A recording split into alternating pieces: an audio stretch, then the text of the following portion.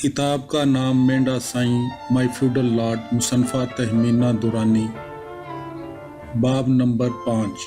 मामता भी है सितम इजाद क्या। 1953 ता 1971। किस वास्ते अजीज नहीं जानते मुझे, लाल व ज़र ज़ुमुर्द व गोहर नहीं हूँ मैं। हाल बिवन पिटमैन ने 1957 में एक खातून की पेंटिंग तैयार की थी जो लाहौर में मेरे घर की दीवार पर आवेज़ा है। उसमें एक उशरबा हद तक हसीन औरत को ज़ुमुर्दी सब्ज़ साड़ी में लिपटा दिखाया गया है। खदोखाल की रनाई देखने से ताल्लुक़ रखती है। ऐसा लगता है जैसे फ़नकार ने पहले वहम व ख्याल की किसी दुनिया की सैर की और फिर एक फ़र्ज़ी मगर मिसाली सूरत की तस्वीर खींची। उसके बावजूद पेंटिंग अपने मौजू के साथ पूरी तरह इंसाफ नहीं करती। इस बात का मुझे नहीं तो और किसे पता होगा। ये तस्वीर मेरी अम्मी की है। मेरी अम्मी समीना जीती जागती दास्तान है, जितनी हसीन उतनी ही सहर आफरी और नस्तालिक। इन खसूसियात से उनके जहन की बराकी में मज़ीद निखार आया। खुश गुफ्तारी का आलम कि वो कहीं और सुना करे कोई। बकौल वालिद साहब हमारा घर उनके सहारे खड़ा था। वो सूरज थीं और हम सब उनके गिर्द घूमने वाले सियारे। हमारी जो भी शनाख्त थी उनके हवाले से थी, और जब वो हमारे मदार से दूर हो जाती तो हमारा वजूद कायम तो रहता मगर गोहना जाता। उनकी शख्सियत में तहक्कुम बहुत ज़्यादा था। अबरों की खफीफ सी जंबश ही दूसरे को लर्जा बरांदाम और हवास बाख्ता करने के लिए काफ़ी थी। घर बार के सब कायदे कानून आप वज़ा करती और फिर देखती रहती कि उन पर सख्ती से अमल किया जा रहा है या नहीं। हुकूमतूली बगावत के मुतरादिफ थी। वो हम पर छाई रहती थी और उन्हें देखकर महसूस होता था जैसे हम में कोई कमी रह गई हो। हमारे दिन दायमी मरूबियत के आलम में गुजरते थे। हम बहुत ज़ोर मारते तो ज़्यादा से ज़्यादा यही होता कि उनकी धुंधली सी नकल बनकर रह जाते। अम्मी का ताल्लुक वाह में आबाद खड़ कबीले के हयात ख़ानदान से था। वाह कलमा तहसीन है। सुना है जब शहनशाह जहांगीर की नज़र पहली बार इस इलाके पर पड़ी तो वो बेअख्तियार वाह कह उठा। वो यहाँ अपनी बेगम नूर जहाँ के साथ आया और आते ही इस इलाके के इश्क में मुब्तला हो गया। हयात ख़ानदान के अफराद अंग्रेज़ों के वफ़ादार साबित हुए और उन्होंने ताजे बरतानिया के लिए जो खदमात अंजाम दी उनके सिले में इस्तेमारी आकाओं ने उन्हें बड़ी बड़ी जागीरों से नवाजा। हयात हस्पानिया में अरबों के दोष बदोश लड़ते रहे थे और यूरोप में क़याम के दौरान उन्होंने हस्पानवी औरतों से शादियाँ की थी। हस्पानिया की कदीम बंदरगाहों में से एक में एक दरवाज़ा आज भी बाब लखड़ के नाम से मशहूर है। हयात ख़ानदान का दावा है कि उनका जाज़्बे नज़र हुस्न व जमाल मुख्तलिफ नस्लों के आपस में शादी ब्याह का समरा है। अम्मी का ख़ानदान खूब तालीम याफ्ता था और उनके अफराद राजों और नवाबों की रियासतों की सियासत में सरगर्मी का हिस्सा लेते थे। तकसीम से पहले ये रियासतें हिंदुस्तान के तूलो अर्ज़ में बिखरी हुई थीं। अम्मी के नाना राय बहादुर 11 बरस तक पटियाले के वज़ीर आज़म रहे। अम्मी के वालिद को खुसर के इंतकाल के बाद उसी ओहदे पर मामूर किया गया और वो महाराजा पटियाला के दरबार से 18 साल वाबस्ता रहे। मेरे नाना का नाम नवाब सर लियाकत हयात ख़ान था। उनके छोटे भाई सर सिकंदर हयात ख़ान तकसीम से पहले पंजाब के गवर्नर रह चुके थे।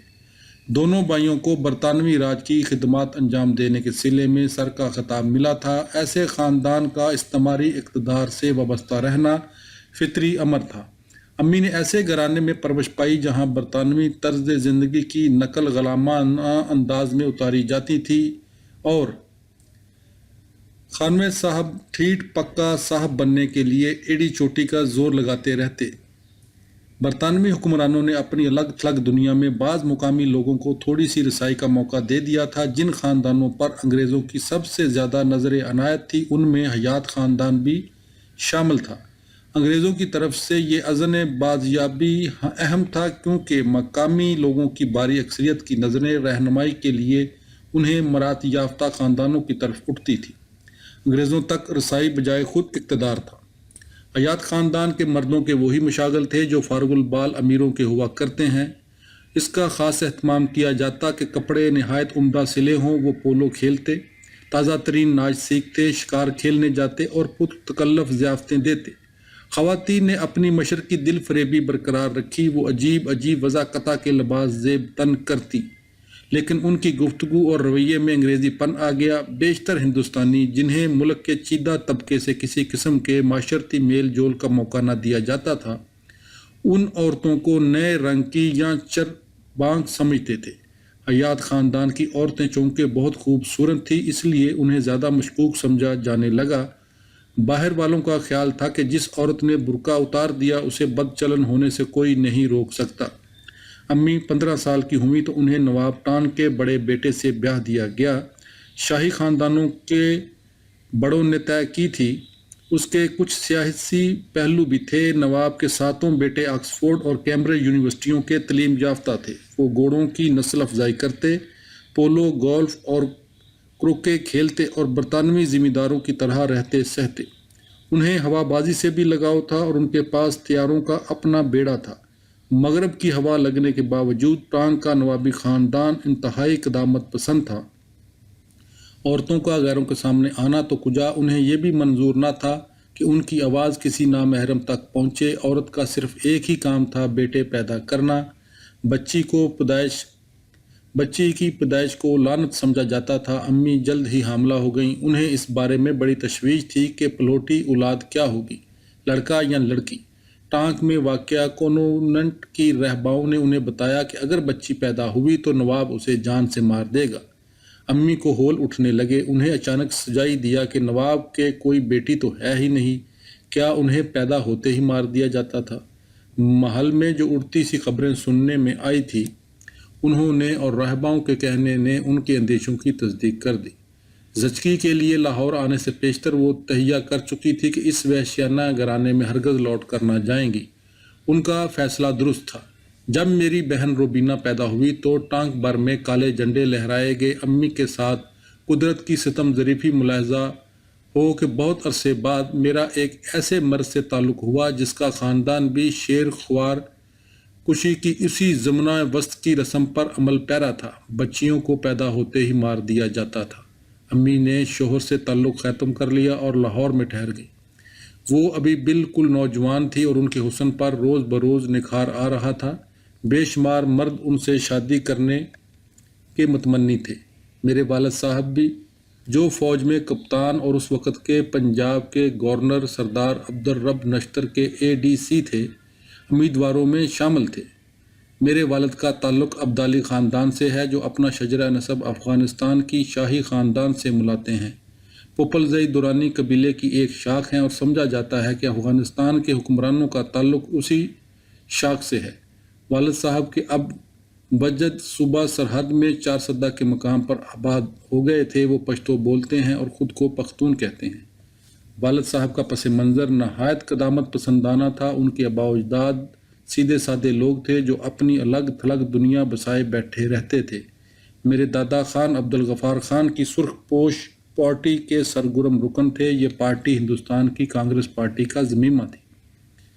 والد صاحب نے گورنمنٹ کالج لاہور میں تعلیم حاصل کی، جو بیوروکریٹ حضرات، ثقافتی اعتبار سے مایہ ناز افراد اور ٹیکنوکریٹ صاحبان کی نرسری ہے۔ امی اور ان کی ملاقات لاہور کے ایک ریستوراں میں ہوئی۔ وہ امی کے پیچھے پیچھے پھرنے لگے، انہیں شادی پر آمادہ کرنا چاہا۔ امی کو اس چھیلے بانکے نوجوان پٹھان کو اپنا بنانے کا کوئی خاص اشتیاق نہ تھا۔ ابھی ابھی وہ شادی کا مزہ چکھ چکی تھی۔ دودھ کا جلا چھاچھ پھونک کر پیتا ہے۔ میری نانی کی مداخلت سے کام بن گیا۔ انہوں نے والد صاحب کو دیکھتے ہی پسند کر لیا۔ ان کے نزدیک اچھی شکل و صورت کے سوا کسی چیز کی اہمیت نہ تھی۔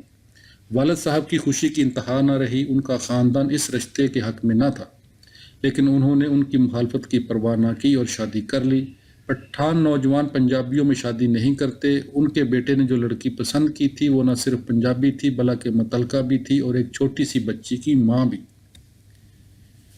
1952 میں ان کی شادی ہو گئی۔ امی کو، جو متمول گھرانے میں پلی بڑی تھی، کپتان کی تنخواہ پر گزارا کرنا مشکل معلوم ہوا۔ انہوں نے محسوس کیا کہ ان کا معیار زندگی گرتا جا رہا ہے اور تہیہ کر لیا کہ اسے نمایاں طور پر بہتر بنا کر ہی دم لیں گی۔ میں 1953 میں لاہور میں پیدا ہوئی۔ والد صاحب ابھی فوج میں تھے اور وہی کپتان کے کپتان میرے پیدا ہونے کے تھوڑے ہی دن بعد انہوں نے استعفیٰ دے دیا۔ ان کی زندگی کا چارج امی نے سنبھال لیا۔ انہوں نے فیصلہ کیا کہ والد صاحب کو ذہنی اور مالی طور پر آگے بڑھنا چاہیے۔ انہوں نے کہا کہ والد صاحب کو اپنے بیچ کے ساتھیوں اور پینے پلانے کی محفلوں کے یاروں دوستوں کو خیر آباد کہنا ہوگا۔ انہوں نے طے کیا کہ اب وہ اپنے سے بڑی عمر کے ایسے لوگوں کی صحبت اختیار کریں جن کی زندگی کامیابی سے عبارت تھی، جو صنعت کے رہنما تھے، سیاستداں تھے یا نامی گرامی جاگیردار تھے۔ انہوں نے امی کی پسند اور ناپسند کے مطابق چلنا شروع کر دیا، کیونکہ وہ جانتے تھے کہ ان کی اور مستقبل کی بہتری اسی میں ہے۔ تاہم ان جیسے اکھڑ فوجی آدمی کو میاں ممتاز دولتانہ جیسے لوگوں کے ساتھ اٹھنا بیٹھنا بہت اکھرتا ہوگا۔ امی کے تقاضے اور پہل قدمی پر والد صاحب لائڈز بینک میں ملازم ہو گئے۔ انہیں تربیت کے لیے انگلینڈ بھیجا گیا۔ میرا اکلوتا بھائی عاصم اللہ درانی لندن میں پیدا ہوا۔ والد صاحب لائڈز بینک میں کام کرتے رہے، لیکن جب بینک کے گرینڈ لیز بینک میں ضم ہونے کی نوبت آئی تو انہوں نے ملازمت چھوڑ دی۔ امی کی نظر میں بینکر ہونا کافی نہ تھا۔ انہوں نے والد صاحب کے لیے کچھ اور منصوبے تیار کر رکھے تھے۔ انہیں ابھی بہت سی سیڑھیاں چڑھنی تھی۔ سیڑھی اور سانپوں کے اس کھیل میں امی نے سانپوں کو ان سے دور رکھا تاکہ وہ کسی قسم کے بکھیڑوں میں پڑے بغیر قدم آگے بڑھائے جائیں۔ وہ Pakistan industrial credit and investment corporation limited میں چلے آئے۔ یہ مالیاتی ادارہ پاکستان کی شیرخوار صنعت کو قرضے فراہم کرنے کے لیے تیار کیا گیا تھا۔ یہاں انہیں ایسے ہونہار صنعت کاروں سے ملنے ملانے کا موقع ملا جو جلد ہی ارب پتی کاروبار بن گئے تھے۔ انہوں نے دلکش شخصیت کے مالک ذہین و فطین شاکر اللہ درانی سے اپنی کاروباری معاملات کو کبھی فراموش نہ کیا۔ میرے والد پکک کے ڈپٹی مینیجنگ ڈائریکٹر بن گئے۔ جب ایوب خان کے دور میں انویسٹمنٹ کارپوریشن آف پاکستان کا قیام عمل میں آیا تو مینیجنگ ڈائریکٹر کے عہدے کے لیے انہی کو سب سے موزوں خیال کیا گیا۔ انہوں نے انتہائی تیزی سے ترقی کی۔ ان کی کامیابی کا بیشتر سہرا امی کے سر تھا۔ انہوں نے والد صاحب کے اس جذبے کو کبھی سرد نہ پڑنے دیا کہ مزید کچھ کر کے دکھانا چاہیے۔ آئی سی پی والد صاحب کے لیے زبردست چیلنج تھی۔ انہوں نے اس اولی تجارتی بینک کو اپنے پیروں پر کھڑا کرنے کے لیے انتھک محنت کی اور انہی کی نگرانی میں یہ کامیاب ہوا۔ والد صاحب کو 2 اور عہدے تفویض کیے گئے۔ دونوں عہدے نہایت قدر و منزلت کے حامل تھے اور بہت لوگوں کو ان پر فائز ہونے کی حسرت تھی۔ انہوں نے پہلے پی آئی اے کے مینیجنگ ڈائریکٹر کے طور پر کام کیا اور بعد ازاں یحییٰ خان کے دور حکومت میں اسٹیٹ بینک کے گورنر رہے۔ جب بھٹو صاحب نے اقتدار سنبھالا تو والد صاحب کو چن کر زیادتی کا نشانہ بنایا گیا۔ ان پر سنگین الزامات لگائے گئے۔ کہا گیا کہ پی آئی اے کے مینیجنگ ڈائریکٹر کے طور پر ان کے سی آئی اے سے تعلقات تھے۔ پی آئی اے واحد بین الاقوامی ایئر لائن تھی جسے عوامی جمہوریہ چین آنے جانے کے حقوق دیے گئے تھے۔ سی آئی اے کو چین سے دلچسپی تھی جو سمٹ سمٹا کر مکمل عزلت نشینی اختیار کرنے کے بعد دنیا سے کٹ کر رہ گیا تھا۔ سننے میں آیا ہے کہ مبینہ طور پر والد صاحب کے تعاون سے ایک سازش تیار کی گئی۔ سازش یہ تھی کہ چین پر پرواز کرنے والے طیاروں کے پروں کے نیچے فوٹوگرافی کے انتہائی جدید آلات نصب کر دیے جائیں۔ ان کیمروں کی مدد سے چینی تنصیبات اور ہوائی اڈوں کی فضائی تصویریں اتاری جانی تھیں۔ یہ نہایت پیچیدہ جاسوسی کارروائی تھی جس کے لیے کہتے ہیں رقم سی آئی اے نے فراہم کی تھی۔ بظاہر یہ رقم نا تراشیدہ ہیروں کی صورت میں ادا کی گئی تھی۔ چینی حکومت کو جلد ہی اس خفیہ کارروائی کا پتہ چل گیا اور اس نے پاکستان سے احتجاج کیا۔ اس زبردست دغا بازی کی کہانیاں ملک کے بالائی طبقے میں کھلم کھلا گردش کرتی رہیں۔ والد صاحب نے کہا ان کا اس نامعقول معاملے سے بالکل کوئی تعلق نہیں۔ انہیں عدالت نے تمام الزامات سے بری تو کر دیا، لیکن اس سے پہلے وہ 6 مہینے جیل میں پڑے رہے۔ رہائی کے بعد بھٹو صاحب نے انہیں منانے کی کوشش بھی کی۔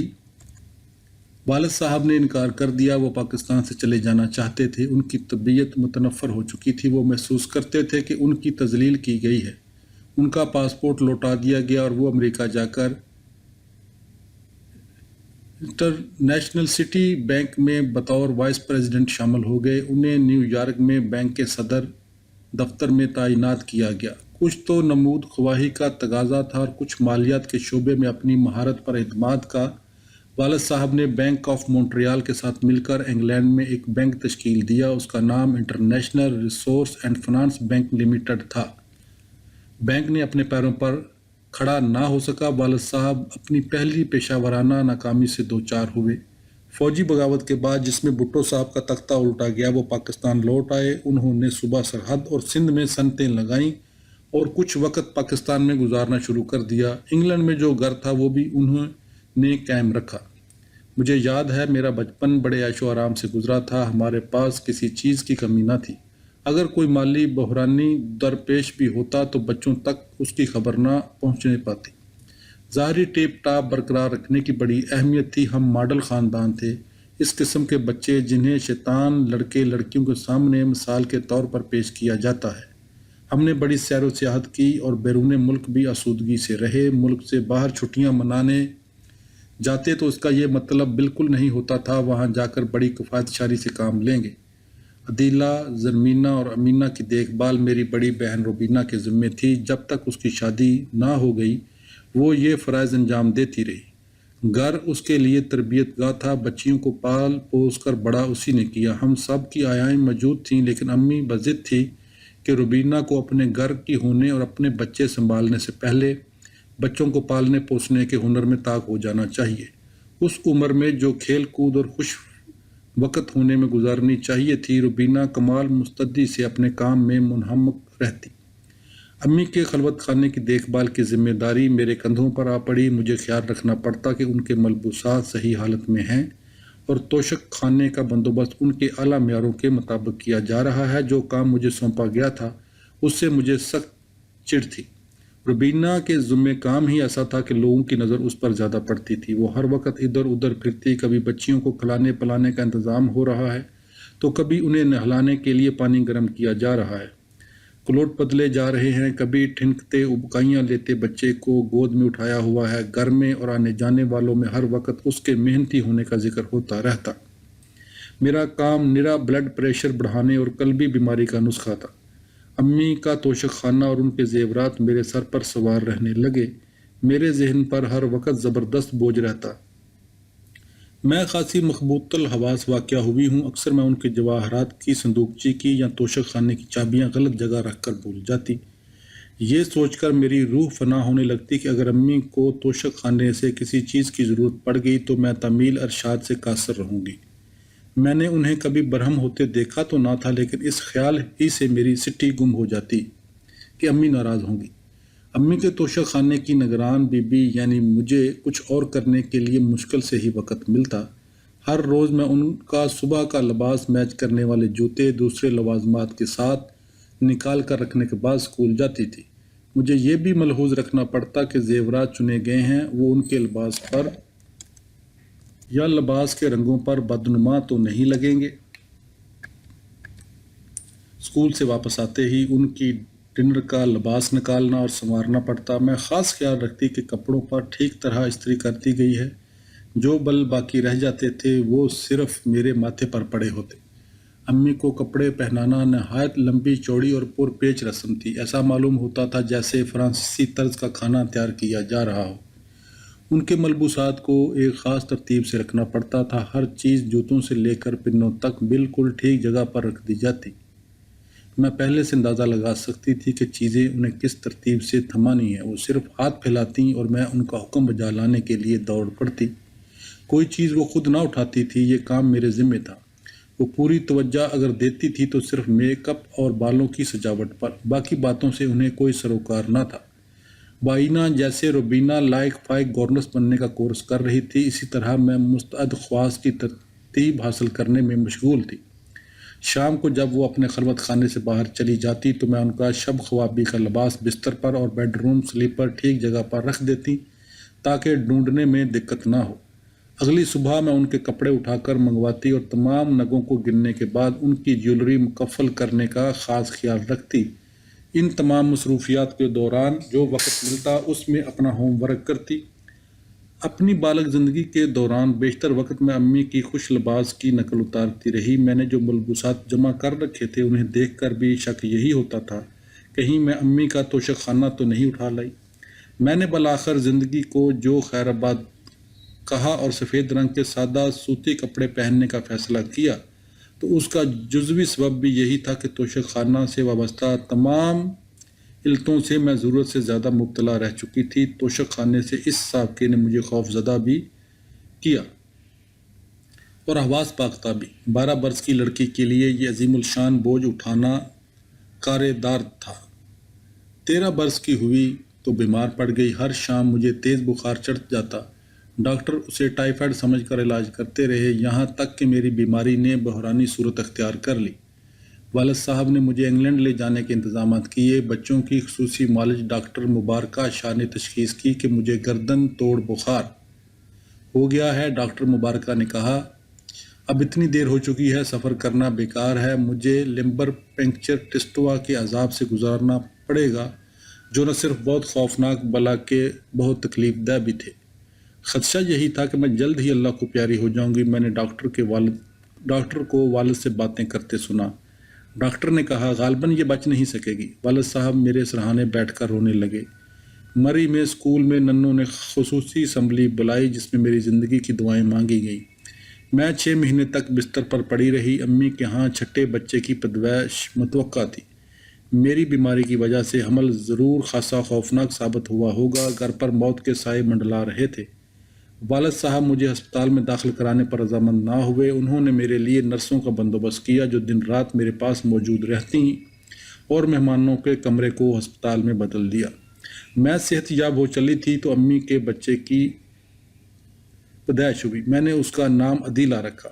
گردن توڑ بخار میں مغز کے گرد تنی ہوئی جھلی متورم ہو جاتی ہے۔ چونکہ اس بیماری کا تعلق میرے دماغ سے تھا، اس لیے اسے ہتھیار کے طور پر پہلے امی نے اور بعد میں مصطفیٰ نے میرے خلاف استعمال کیا۔ ڈاکٹر مبارکہ شاہ کا کہنا تھا کہ میں ان کی معجزاتی طور پر تندرست ہو جانے والی مریضہ ہوں۔ اس بیماری سے میری سماعت، بینائی، دماغ متاثر ہو سکتا تھا، میں مفلوج ہو سکتی تھی۔ میں پوری طرح صحت یاب ہو گئی، 2 برس تک دوائیاں کھاتی رہی اور امی کی کڑی نگہداشت میں کراچی جنرس اینڈ میری کنوننٹ میں تعلیم حاصل کی۔ میری نانی موجود نہ ہوتی تو میرے خیال میں مجھے کبھی پتہ ہی نہ چل سکتا کہ غیر مشروطہ محبت نام کی بھی کوئی چیز ہوتی ہے۔ میں نانی کے بہت قریب تھی۔ والدین جب بھی کسی باہر کے ملک جاتے ہمیں نانی کے پاس بھجوا دیتے۔ حقیقت یہ ہے کہ مجھے اور زرمینہ کو انہوں نے پالا پوسا۔ ان کے پاس جا کر رہتے تو یوں لگتا جیسے کسی بیگار کیمپ سے چھٹی مل گئی ہو، جہاں مجھے ہر وقت اپنے ذہن سے بیگار لینے کے سوا کوئی کام نہ تھا۔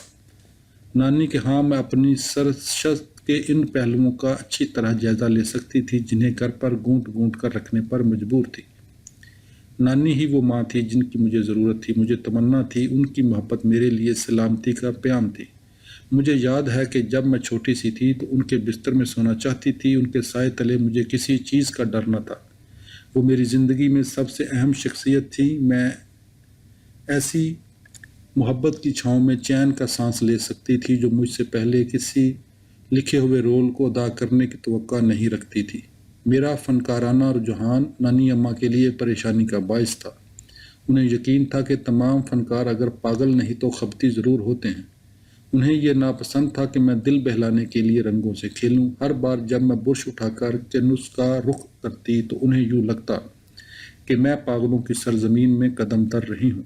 کبھی کبھار وہ پاس بیٹھ کر مجھے پینٹ کرتے دیکھتی رہتی، مجھے مشورے دیتی۔ انہوں نے میری تصویروں میں شگفتگی پیدا کرنے کی کوشش کی اور بارہا اصرار کیا کہ میں کینوس پر لگے رنگوں کو بدل دوں۔ میری تصویریں بالعموم مریضانہ اور دل اچاٹ کرنے والی ہوتی تھی۔ نانی اپنے طور پر مجھے خفقانی ہونے سے بچانے میں لگی رہتی۔ ایسی ماں کے ساتھ رہنے کے بعد، جسے بظاہر بہت کم باتیں اچھی لگتی ہوں، کوئی آدمی بھی مینک ڈپریمو مائنڈ جو کبھی انتہائی پرجوش اور خوش نظر آئے اور کبھی بالکل پرپز مردہ اور مایوس ہوئے بغیر نہیں رہ سکتا۔ ان کے رویے نے ہم گھر والوں کو ایسی زندگیاں گزارنے پر مجبور کر دیا تھا جو ہمارے مزاج کے بالکل منافی تھیں۔ ہم سب ان کے حضور میں کچھ نہ کچھ ثابت کرنے کے لیے کوشاں رہتے تھے۔ وہ توقع رکھتی تھی کہ ہم ان کے معیار اور توقعات پر پورا اتریں گے۔ یہ آسان نہ تھا۔ وہ کاملیت پسند تھیں اور چاہتی تھی کہ جو کام ہو وہ بالکل بے عیب ہو۔ میں نے زندگی بھر ان کی خوشنودی حاصل کرنے کے لیے جان توڑ کوشش کی۔ میں نے ان کے معیار کے مطابق زندگی گزارنی چاہی اور اس کوشش میں فریب اور اذیت سے بری زندگی بسر کی۔ یہ ناممکن تھا کہ کوئی آدمی اپنی فطری انداز پر قائم رہ کر ان کی خوشنودی حاصل کر سکے۔ وہ حقیقی تپاک اور چاہت پر تصنع کر ترجیح دیتی رہیں۔ رفتہ رفتہ انہوں نے ان دونوں میں فرق کرنے کی اہلیت ہی کھو دی۔ ہمارے والدین بہت حسین و جمیل تھے، ہم سے بھی حسین و جمیل ہونے کی امید رکھی جاتی تھی۔ یہ ہمیشہ تو ممکن نہیں ہوتا، ہمارے جینز ہمارے کنٹرول میں نہیں تھے۔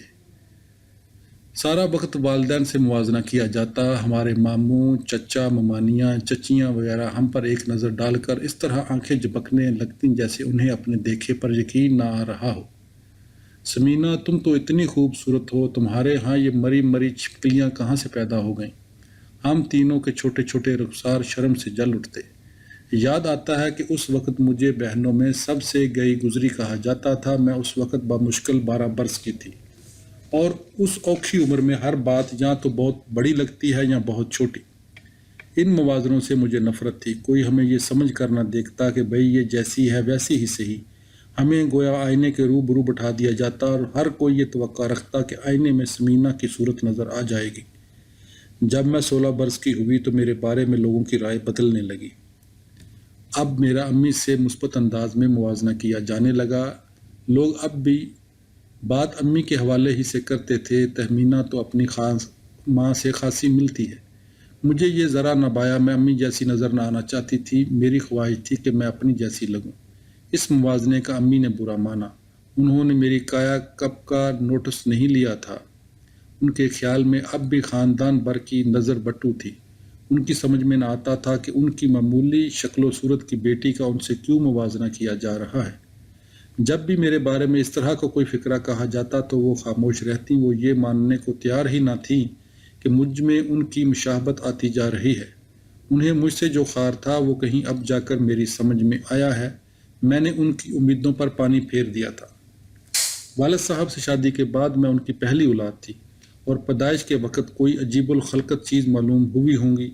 امی لازمی طور پر دہشت زدہ ہو گئی ہوں گی۔ وہ اپنی بچی کو دنیا والوں کے سامنے فخر سے پیش نہیں کر سکتی تھی۔ انہوں نے اس کا قصوروار مجھے ٹھہرایا، اور یوں ہمارے تعلقات میں ہمیشہ کے لیے بدمزگی راہ پا گئی۔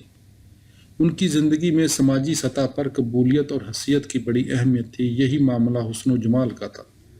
انہوں نے جو اپنی جنتھری ستھری ترشی ترشائی امیج بنائی تھی، اسے ان کی بیبی نے آ کر بگاڑ دیا تھا۔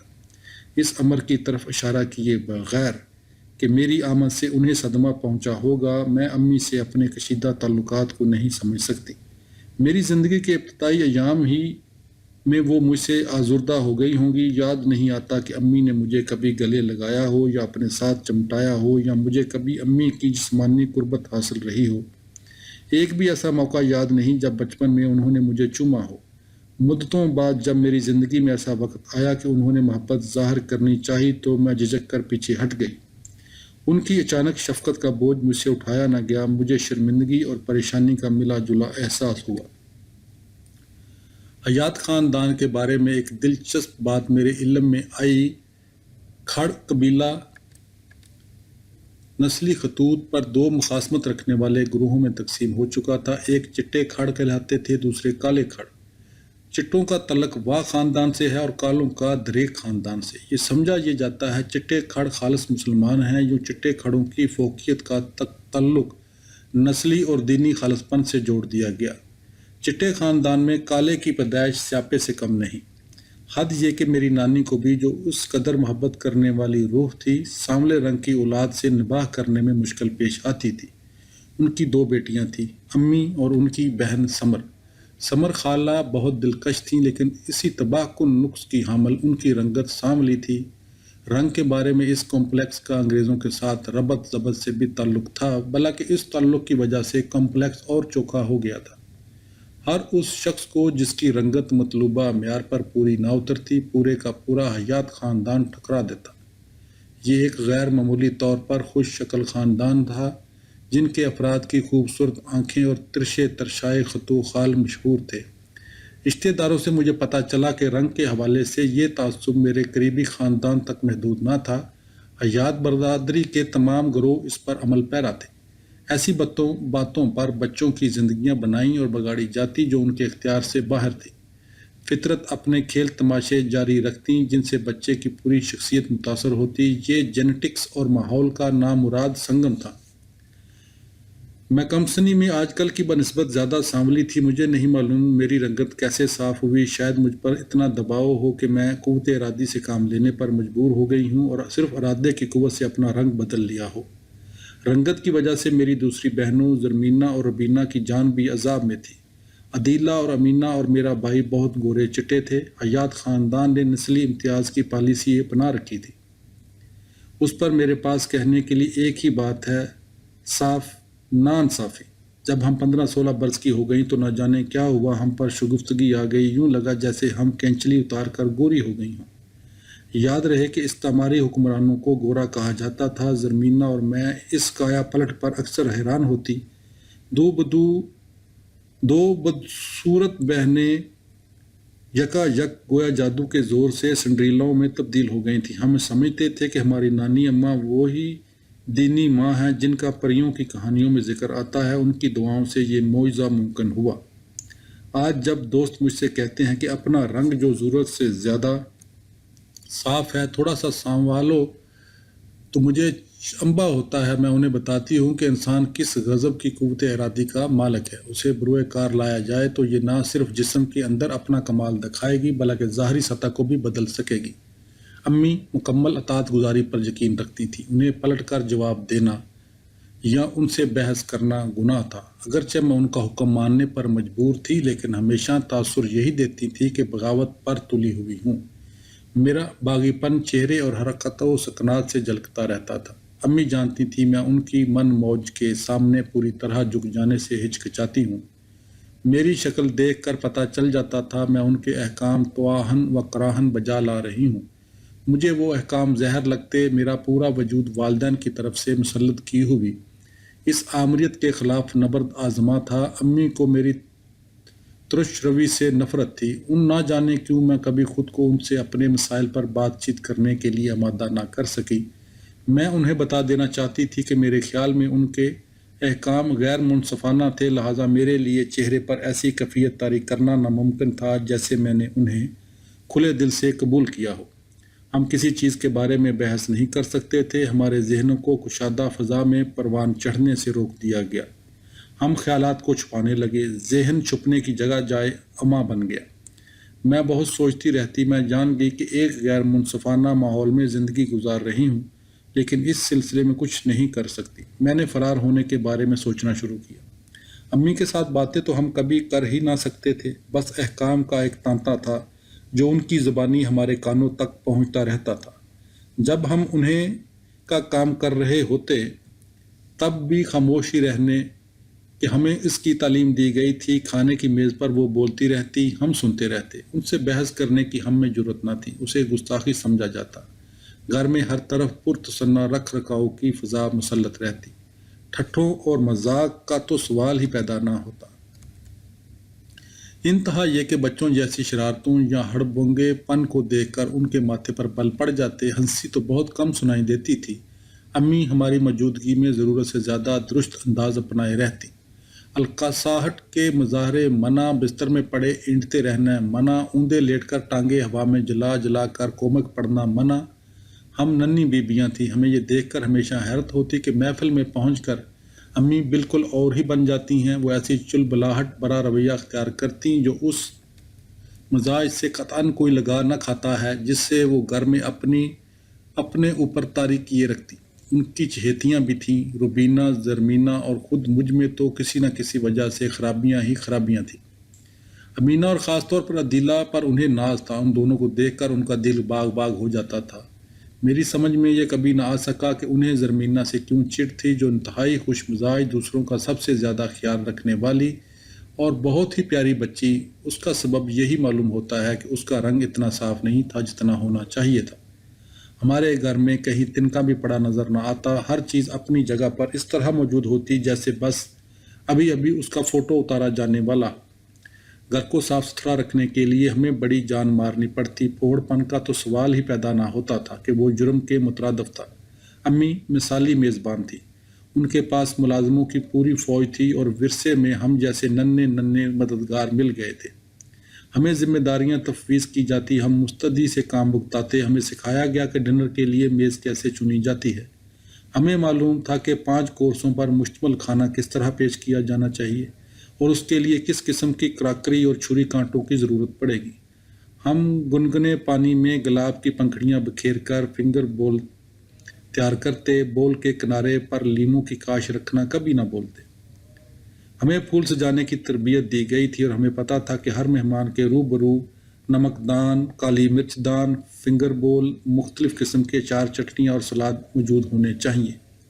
امی سال ہر سال کی تگ و دو کے بعد روز نتھال اور ویج ووڈ کراکری کی ایک حیرت ناک رینج اکٹھی کرنے میں کامیاب ہو گئی تھی، جس کی وہ فخریہ نمائش کرتی رہتی۔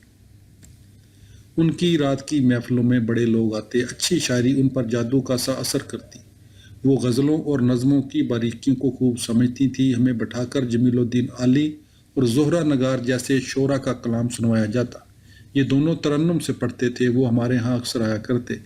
جب بھی بیچارے حبیب جالب کو جیل جانا پڑتا اور جیل جانا ان کا معمول بن ہی چکا تھا، امی ان کی کیسٹ لگا دیتی جس میں وہ اپنی انقلابی نظمیں پڑھتے سنائی دیتے۔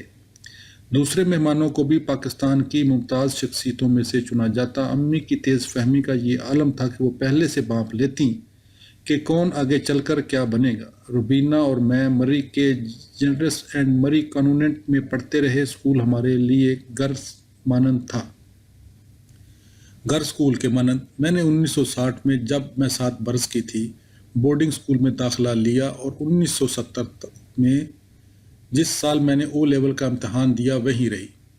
اسکول میں 9 مہینے گزارنے کی وجہ سے ہم والدین کے پاس گرمیوں میں صرف 15 دن اور جاڑوں کی تعطیلات میں 3 مہینے کے لیے رہ سکتے تھے۔ ان کی مصروف زندگی کے پیش نظر ہمیں ان سے ملنے کا موقع کم ہی ملتا۔ میں نے اسکول میں ننوں کے ساتھ قریبی تعلق پیدا کر لیا اور ازواجی زندگی کے دوران مایوسی کے عالم میں اکثر رو رو کر انہیں یاد کرتی۔ مدر اینڈریو اور مدر بریکمنز مجھے بہت یاد آتی۔ مجھے پتا تھا کہ وہ مدر کیوں کہلاتی ہیں۔ بہت برسوں بعد جب میں خود ماں بن چکی تھی، میں نے ایک بار پھر مری کانوینٹ کا رخ کیا۔ میں نے فیصلہ کیا تھا کہ اپنی بیٹیوں کو مدر برکمنز کے حوالے کر آؤں گی، وہ ان کا خیال رکھیں گی۔ بدقسمتی سے واقعات کچھ ایسے پیش آئے کہ مری کانوینٹ میں ان کا قیام ادھورا رہا۔ اسکول میں میری زیادہ تر سہیلیاں پٹھان لڑکیاں تھیں۔ نفسیاتی طور پر میں نے اپنے پٹھان پس منظر کو زیادہ پرکشش پایا۔ کسی وجہ سے میری ان کی بہتر نبھتی تھی اور میں محسوس کرتی تھی میں بھی پٹھان اکثریت کا حصہ ہوں۔ پٹھانوں کو اپنی برتری کا کمپلیکس تھا۔ ان کے خاندان امیر تھے اور اپنی لڑکیوں کو تعلیم دلانا چاہتے تھے۔ صوبہ سرحد کے خان اور سردار ایک مدت سے اپنی لڑکیوں کو پڑھانے کے لیے اس قدامت پسند اور سخت گیر ادارے بھیجتے رہے تھے۔ فیلڈ مارشل ایوب خان کی پوتیاں نواسیاں، بینظیر بھٹو اور صنم بھٹو، پنجابی جاگیرداروں کی بیٹیاں سب وہاں تھیں، مگر غلبہ پٹھانیوں کا تھا۔ جس کا غلبہ اسی کے ہاتھ میں قیادت، یہ تو جانا پہچانا اصول ہے۔ میں بہت ہی نٹ کھٹ تھی اور ہمیشہ ہنستی کھیلتی رہتی۔ میری تعلیمی زندگی کا حال یہ تھا، کبھی بلندیوں کو چھو لیتی، کبھی پستیوں میں پڑی نظر آتی۔ مجھے یاد ہے کہ ہمارے سینئر کیمبرج کے نتائج کو آنکھتے ہوئے مدر اینڈریو نے ایک فقرہ کہا جو بہت برمحل تھا۔ انہوں نے کہا، تہمینہ دورانی کی صلاحیتوں کا اندازہ ماہانہ ٹیسٹوں کی بنیاد پر نہیں لگایا جا سکتا۔ اس کے ہاں اوسط نام کی کوئی شے نہیں۔ اس کی بہت گھٹیا 3rd ڈویژن بھی آ سکتی ہے اور بہت اچھی 1st ڈویژن بھی۔ اس کے بارے میں کوئی پیش گوئی نہیں کی جا سکتی۔ 1970 میں صرف 2 لڑکیوں کی 1st ڈویژن آئی، ان میں سے ایک میں تھی۔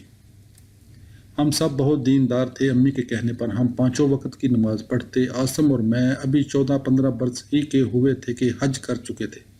ہم تھے تو سنی، لیکن محرم کے دوران سنجیدہ رویہ اپنانے کا بہت خیال رکھتے۔ اس مہینے میں ہم نہ تو موسیقی سنتے نہ کوئی ریکارڈ بجاتے۔ امی کو قوالیوں، مرثیوں اور نعتوں کا بڑا شوق تھا۔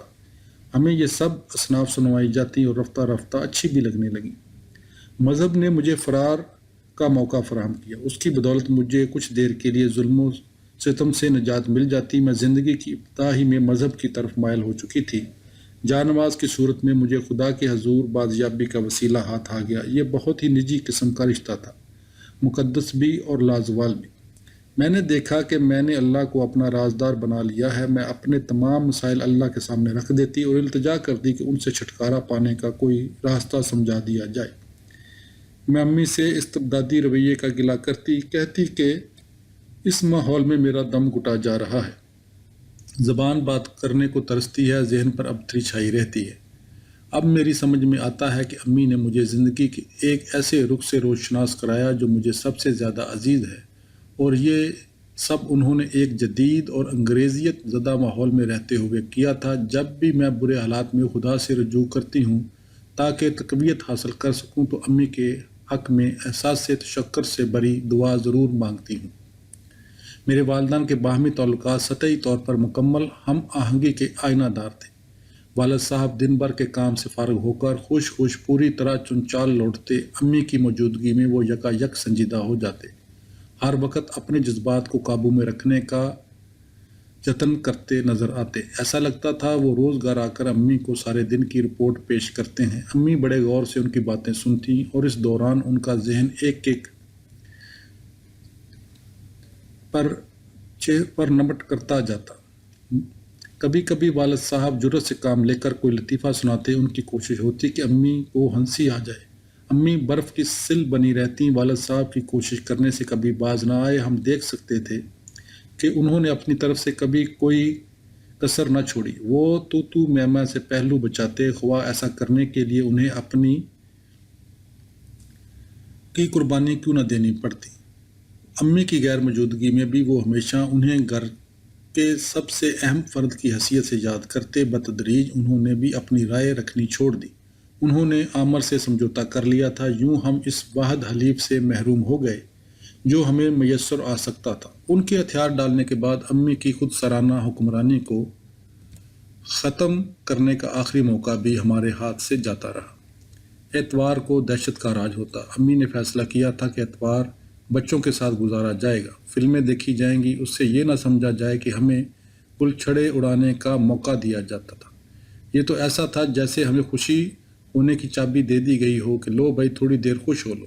کیا مجال جو کوئی غیر متوقع بات پیش آ سکے۔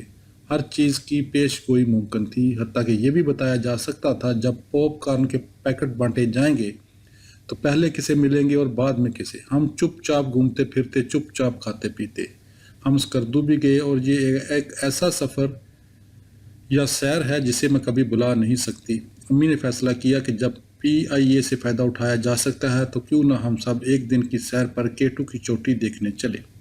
ہم ٹھنڈے کپڑے پہن کر کراچی سے باراستہ لاہور راولپنڈی پہنچے۔ لاہور کے VIP لاؤنج میں سارے ننھال والے ہمارے منتظر تھے۔ اس کے بعد ہم اچانک بڑے بڑے کوٹ، ہیٹ، سکارف اور سویٹر پہن کر اسکردو روانہ ہوئے۔ ہم اسکردو اترے، جلد ہی ارد گرد نظر ڈالی اور پھر براستہ پنڈی واپس چل دیے۔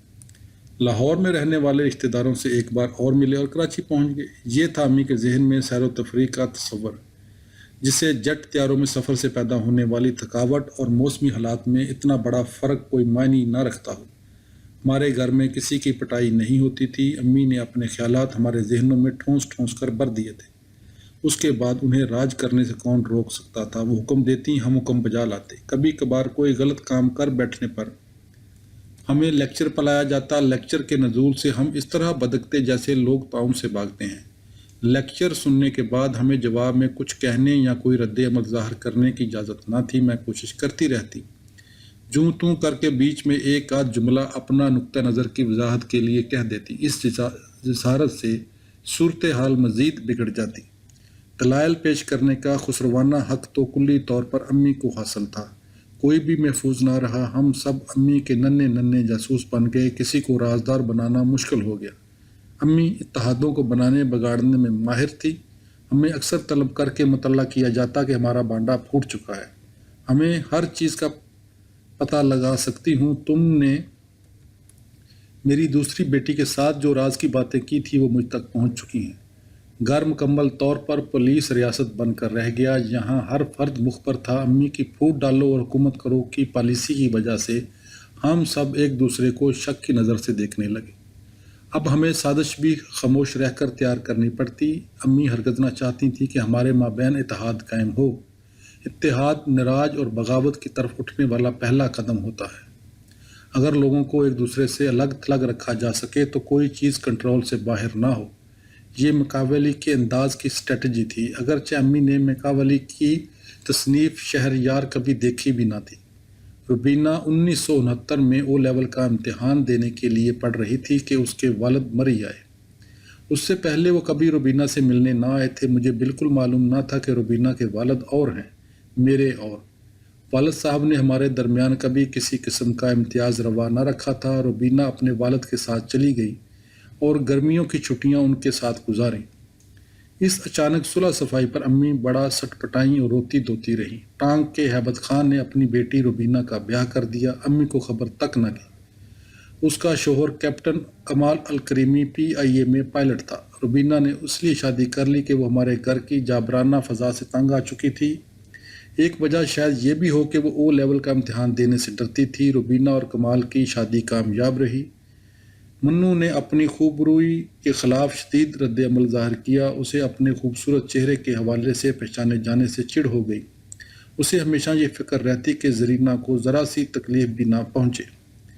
اس نے فیصلہ کیا وہ رنگٹی لڑکی بن کر رہے گی۔ اس نے ڈٹ کر کھانا شروع کر دیا، جس سے اس کا وزن بڑھ گیا۔ ہر طرح کے میک اپ سے ہاتھ کھینچ لیا۔ اس کے ملبوسات لے دے کر چند پھٹی پرانی پیمنٹ زدہ جینز اور کھدر کی شلوار قمیض کے 2 جوڑوں پر مشتمل تھے۔ فوٹوگرافی کے فن پر اس کی گہری نظر تھی۔ اس نے ٹھان رکھی تھی کہ یہی شوق بالآخر اس کا پیشہ بنے گا۔ والدہ نے اسے آئل آف وائٹ میں واقع اسکول میں داخلہ لینے کی اجازت نہ دی کیونکہ وہاں مخلوط تعلیم تھی۔ آخر ہوا یہ کہ اس نے فوٹوگرافی کے ایک بڑے زرک طالب علم سے جو نیم فرانسیسی اور نیم انگریز تھا شادی کر لی۔ یوں وہ اپنے اسکول ہی کو گھر اٹھا لائی۔ اس کے شوہر فلپ ہولٹ نے اسلام قبول کر لیا اور اپنا نام علی حبیب رکھا۔ میرے بھائی عاصم نے کم عمری میں فیصلہ کر لیا تھا کہ وہ والد کا دست نگر نہیں رہے گا۔ وہ جنیوا چلا گیا اور جلد ہی ان لوگوں کی صف میں شامل ہو گیا جو بڑے پیمانے پر کاروبار کرتے ہیں۔ اس نے بڑی خاموشی سے سعودی عرب کے شاہ سعود کی ایک پوتی سے شادی کر لی۔ عاصم نے تہیہ کر لیا تھا وہ اس بات کو بلا کر ہی دم لے گا کہ اس کی رگوں میں پنجابی خون بھی ہے، اور بات بے بات اپنی پٹھانیت جتانی شروع کر دی۔ کہنے لگا کہ وہ افغان گدڑیا ہے اور بڑے فخر سے دوستوں کو اپنے اسلاف کے ادنا پس منظر کی کہانیاں سناتا رہا۔ بھٹو صاحب نے والد صاحب کے ساتھ جو برتاؤ کیا اس پر عاصم کو شدید رنج ہوا۔ 1972 کے بعد اس نے کبھی پاکستان آنا پسند ہی نہیں کیا۔ زرمینہ نے روایتی انداز میں شادی کی۔ نواب صادق حسین قریشی کا بیٹا ریاض امی کا بانجا تھا۔ وہ اپنی ہونے والی دلہن سے پہلی بار ملنے آیا۔ زرمینہ نے تو عام لباس پہن رکھا تھا۔ اس کے برعکس عدیلہ جو 14 برس کی تھی امی کی ساڑی زیب تن کر کے پوری کوشش کرتی رہی کہ جو رشتہ زرمینہ کے لیے آیا ہے کسی طرح سے اسے خود اچک لے۔ ریاض کا دوست جو اخلاقی سہارا دینے کے لیے ساتھ آیا تھا پوری شام بیٹھا زرمینہ سے باتیں کرتا رہا تاکہ ریاض کو اپنی ہونے والی دلہن سے بات چیت کا موقع مل سکے۔ ریاض نے بعد میں اپنے دوست سے شکوہ کیا، وہ پریشان تھا کہ زرمینہ کا سارا وقت تو دوست نے لے لیا اور اسے بات کرنے کا موقع تک نہ مل سکا۔ بہرحال عدیلہ کا یہ وار خالی کیا۔ کچھ ہی عرصے بعد زرمینہ اور ریاض کی انگلینڈ میں شادی ہو گئی۔ عدیلہ امی کی لاڈلی تھی، وہ اسے ساتھ چمٹائے رکھتی اور اس کی ہر بے تکی خواہش کو مان لیتی۔ وہ جب بھی طیش میں آ کر ادھم مچاتی تو اس کے آگے ہتھیار ڈال دیے جاتے، اس کی ہر خواہش خوشی پوری کی جاتی، وہ جو جی چاہے کرتی پھرتی، کوئی اسے ٹوکنے والا نہ تھا۔ ایک ہم تھے کہ آہ کرنے پر بھی بدنام ہو جاتے تھے۔ عدیلہ کے ساتھ اپنے خصوصی تعلق کی صفائی پیش کرتے ہوئے امی کہتی کہ ان کی سب سے چھوٹی بیٹی کو ان سے بہت پیار ہے۔ وہ ہمیشہ امی سے چمٹی رہتی۔ ہماری تو سمجھ میں نہ آتا تھا کہ ہم امی سے ہم آغوش ہوں تو کیسے۔ ان کی طرف سے ہمیں پرے پرے رہنے کے بین اشارے جو ملتے رہتے تھے۔ یاد آتا ہے کہ مجھ سے کہا گیا کہ عدیلہ کو ایک ماہر نفسیات کے پاس لے جاؤں۔ وہ بمشکل 6 برس کی تھی۔ امی معلوم کرنا چاہتی تھی کہ بیٹھے بٹھائے اس پر جو خفگی کے دورے پڑتے رہتے ہیں ان کی وجہ کیا ہے۔ ڈاکٹر نے کہا اسے صرف ایک عدد پینٹ باکس اور رنگ کرنے کی کتاب درکار ہے، اسے کسی نہ کسی شغل میں لگائے رکھنا ضروری تھا۔ وہ لاڈ پیار سے بگڑ گئی تھی اور چاہتی تھی کہ توجہ کا مرکز بنی رہے۔ وہ فیل مچا کر امی کو بلیک میل کرتی۔ وہ صرف ملازموں کے بچوں کے ساتھ کھیلتی کیونکہ ان پر حکم چلا سکتی تھی۔ مجھ پر عدیلہ کے ایک اور پہلو کا انکشاف ہوا۔ اس نے چند چوزے پال رکھے تھے۔ چند روز تو وہ ان سے کھیلتی رہی اور پھر اس نتیجے پر پہنچی کہ اب وہ اپنی دل فریبی بالکل کھو چکے ہیں۔ اس نے ان ننھے چوزوں کو لے جا کر زندہ دفنا دیا۔ وہ ان کی اجتماعی قبر کے پاس کھڑی ہو کر خوفزدہ چوزوں پر کھرپے سے مٹی ڈالتی رہی۔ چوزے ادھر ادھر پھڑپھڑاتے پھرتے رہے، یہاں تک کہ ان کے لیے ہلنا جلنا بھی مشکل ہو گیا۔ انہوں نے آہستہ آہستہ جرجری لی اور دم گھٹنے سے مر گئے۔ عدیلہ کھڑی مسکراتی رہی۔ سب نے اسے محض شرارت سمجھا۔ مجھے محسوس ہوا کہ اس سے عجیب بھیانک حرکت سرزد ہوئی ہے۔ بدیہی طور پر یہی نظر آتا ہے جیسے اس میں اور مصطفیٰ میں بہت سی باتیں مشترک ہوں۔ امی کا خاندان ان سے اس طرح مؤدبانہ پیش آتا جیسے وہ کسی شاہی خاندان کی فرد ہوں۔ اگر وہ لاہور میں ہوائی اڈے پر تھوڑے دیر کے لیے بھی رکتی تو پورے ننہال اڈے پر حاضر ہو جاتی۔ ننہال والوں کو وہاں ہونا ہی چاہیے تھا۔ امی توقع رکھتی تھی کہ وہ بڑی تعداد میں حاضر ہوں گے۔ اس کے برعکس اگر ہمارے رشتہ داروں میں سے کوئی، اور ان میں ہماری نانی بھی شامل تھی، کراچی آتا تو صرف بچے ہی اسے لینے ہوائی اڈے جاتے۔ ہماری جدید وضع کی طرز زندگی کے باوجود ہمیں مشرقی انداز اپنانے پر مجبور کیا گیا۔ امی کو بالکل اچھا نہ لگتا تھا کہ وہ خود یا ہم میں سے کوئی مغربی وضاقتہ کا نظر آئے۔ وہ آپ بھی بال گوندتی، سوتی ساڑیاں یا شلوار قمیضیں پہنتی اور شفون کے بڑے سے دوپٹے سے سینے کو ڈھکے رکھتی۔ اپنے انتہائی نفیس اور پیش قیمت جواہرات میں سے ایسے نگ چنتی جنہیں دیکھ کر لوگ تعریف کے پل باندھے اور اپنی اپنی رائے ظاہر کیے بغیر نہ رہ سکتے۔ جواہرات اور قیمتی پتھروں کے بارے میں انہیں خاصی معلومات حاصل تھی۔ انہوں نے کسی جوہری کی نظر پائی تھی۔ پتھر میں خفیف ترین نقص کا بھی پتہ چلا لینا، پتھر کی آب و تاب کی گہرائی کا اندازہ کر لینا اور یہ فیصلہ کرنا کہ ترچنے کے بعد پتھر شفاف اور آبدار نکلے گا یا غیر شفاف، ان کے لیے معمولی بات تھی۔ یہ ایسا علم تھا جس پر وہ مکمل عبور حاصل کر چکی تھی۔ عبور حاصل کیوں نہ ہوتا کہ اپنی مہارتوں کو آزمانے کے لیے ان کے پاس جواہرات کا ایک شاندار ذخیرہ موجود تھا۔ کیا کرنا ہے، کیا نہیں کرنا، اس طرح کے احکام کی کبھی ختم نہ ہونے والی فہرست ہمارے سامنے رہتی تھی۔ ہمیں لمبی آستینوں والے لباس پہننے اور بڑے دوپٹے اوڑھنے کی ہدایت کی جاتی، اور یہ کہ اپنے بال لمبے گوندنے ہیں، کوئی میک اپ استعمال نہیں کرنا، نیل پالش نہیں لگانی، نماز پڑھنی ہے، لڑکوں کی طرف آنکھ اٹھا کر نہیں دیکھنا، ایسی لڑکیوں سے دوستی نہیں کرنی جو زیادہ ماڈرن ہوں، اپنی بوڑھی انا کے بغیر کسی سہیلی کے گھر نہیں جانا، ٹیلی فون کبھی خود نہیں اٹھانا، ایسی لڑکیوں کو سہیلیاں نہیں بنانا جن کے بھائی ہمارے ہم عمر ہوں یا عمر میں ہم سے بڑے ہوں۔ ہمیں تنہا ڈرائیور کے ساتھ کہیں جانے کی اجازت بالکل نہیں تھی۔ باورچی خانے میں ملازموں کے ارد گرد منڈلانے کی بھی ممانعت تھی۔ جاری ہے۔